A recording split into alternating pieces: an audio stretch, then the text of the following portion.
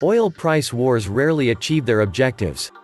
Saudi Arabia and Russia racing to outpump each other is unlikely to be any different. Instead of declaring a victory and seizing market share back from their common rivals in the form of U.S. shale, the main protagonists in Moscow and Riyadh are more likely to cause long-lasting damage to petrodollar economies already under pressure from demand destruction caused by climate change action and the onslaught on the global financial system from the coronavirus pandemic. The effective collapse of the OPEC+ coalition when the group and its allies failed to agree on an additional 1.5 million BD of cuts on March 6 has triggered a 30% collapse in prices, with no floor in sight. Brent crude is now below $30 per B and test levels last seen back in 2004. Some industry veterans even fear prices could plummet further to historic lows. Platts Oilgram News front page from September 1960. Abdullah bin Hamid Al Attiyah, Qatar's former oil minister and OPEC president, fears markets are entering virtually uncharted territory. "I saw the first shock in the first collapse and this is worse," said the former OPEC grandee in an interview from Doha with S&P Global Platts on March 9. "My expectation is for oil to fall below $20 per B. We have seen it before." OPEC – North Sea price war.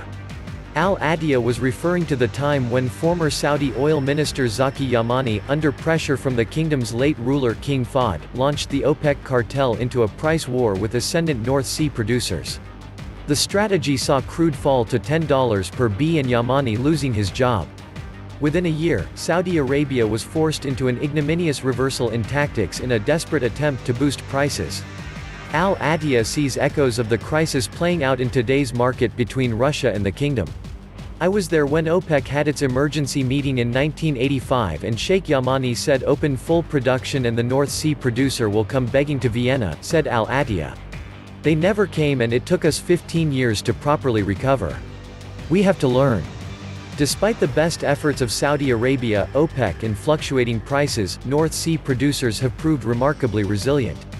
Better technology and efficiency means the offshore basin continues to play an important role in the market.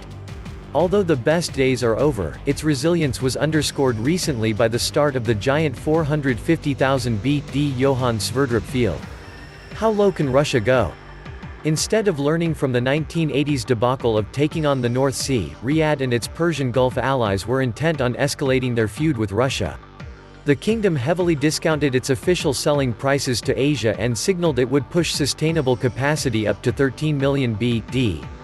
The UAE quickly followed Saudi Arabia's lead, stating it would expedite plans to raise capacity to 5 million BD. In response, Russia's oil minister Alexander Novak said the world's largest producer of commodities could potentially raise output by 300,000 BD quickly. The Kremlin is adamant it can still balance its budget at around $40 per B, but the country also exports vast quantities of other raw materials and enjoys a flexible exchange rate, providing it with an economic buffer that Saudi Arabia doesn't have. "Everyone will be the loser from this," said Al Attiyah. U.S. shale operators look vulnerable. Unless it can eventually push prices back above its fiscal break-even of around $80 per B, the kingdom faces the prospect of running a decade of budget deficits. It is also being forced to drain its foreign currency reserves, which were intended to fund diversification. For now it will be survival of the fittest and markets will have to hope a new deal can be struck, said Chris Midgley, head of analytics at S&P Global Platts. But hopes of an early peace have been dashed by the cancellation of the OPEC+ joint technical meeting scheduled for March 18, after Saudi refused to send a representative. Despite their differences, both Saudi and Russia have a mutual interest in seeing the current collapse in prices damage U.S. shale producers. Once seemingly an unstoppable force in the oil market, North America's debt-laden operators now look vulnerable.